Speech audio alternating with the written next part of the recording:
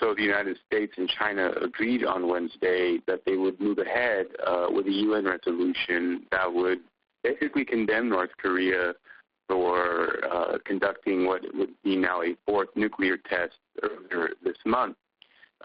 Kerry's admonition towards North Korea, that saying where a North Korea nuclear arm would be a threat to stability in the world.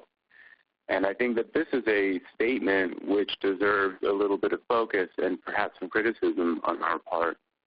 It should go without saying, of course, that it was the United States and no other country in history which has used the nuclear bombs in the course of a war, and furthermore used them entirely on a civilian population, not once but twice in the same day.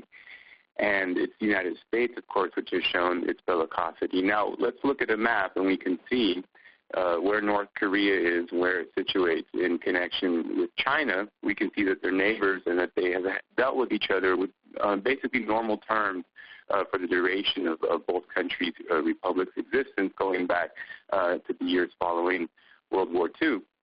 Now, North Korea had to fight an immense conflict against the United States in the early 50s just to maintain half of the country as a sovereign independent state outside of the control of U.S. imperialism.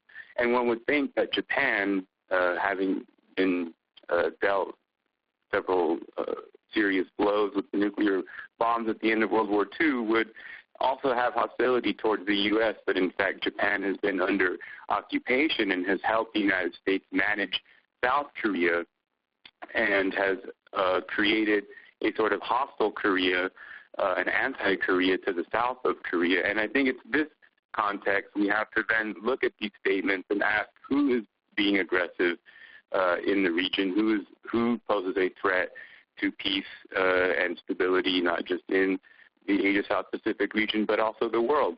Now, in terms of North Korea and its path towards nuclear bombs, well, it has a right to do this. I think that this is an important thing to get past sort of some of the double talk and double speak that comes from American figures like Kerry.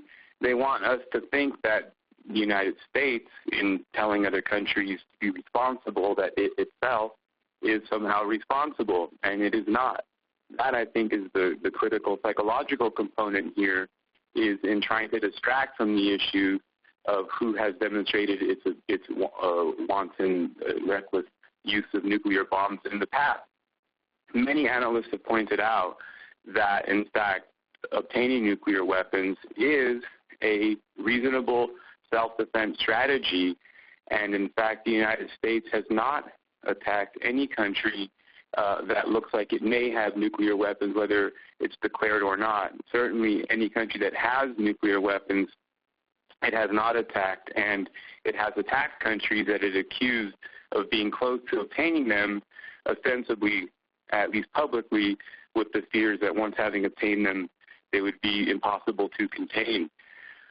So when the U.S. and China get together to talk about possible economic sanctions against North Korea, I again would urge to look at the details of this language very carefully. I think China agrees in general that it's best to be agreeable, but in fact China's participation in this will certainly lessen the effect, China being North Korea's #1 trade partner and one of its main conduits to the outside world, so to speak.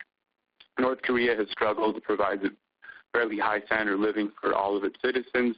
It has existed this whole time in defiance, silently, in the face of U.S. imperialism, and despite that, of course, in Western press we're told that it is an unimaginably dark and cut-off place, when in fact many reporters have gone and come back, reported the place is quite normal.